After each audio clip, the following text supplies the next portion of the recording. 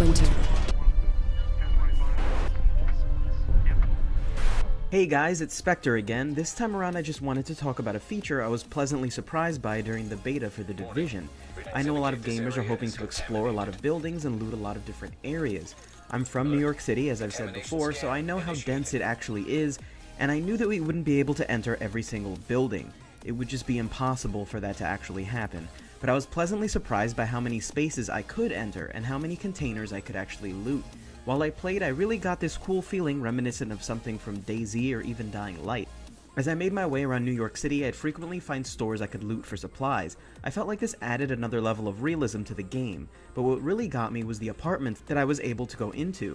They seemed varied enough, and some of them even told a subtle story through the clutter laid around in the apartment. This one room here had dirty plates stacked high and multiple water bottles laying next to an armchair at a bedside. Someone was obviously watching over a sick loved one and didn't want to leave their side. Small accents like this is what really makes a game world feel lived in, when narrative is not only told by the game's storyline or the missions, but even in the subtleties of its scenery. I frequently found some good items and new cosmetic items, which made me want to loot everything even more.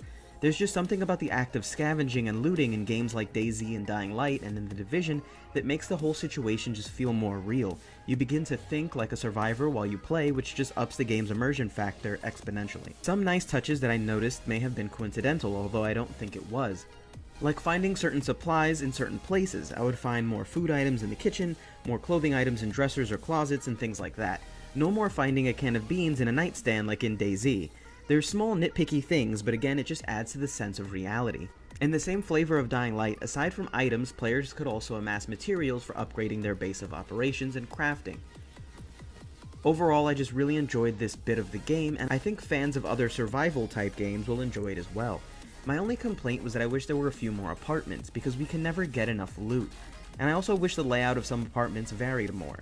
Hopefully in the final release we'll see a lot more variation in these areas.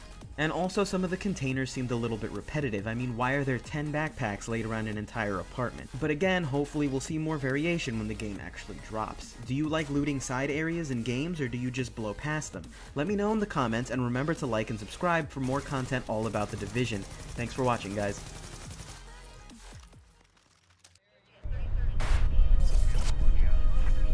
Dark Winter.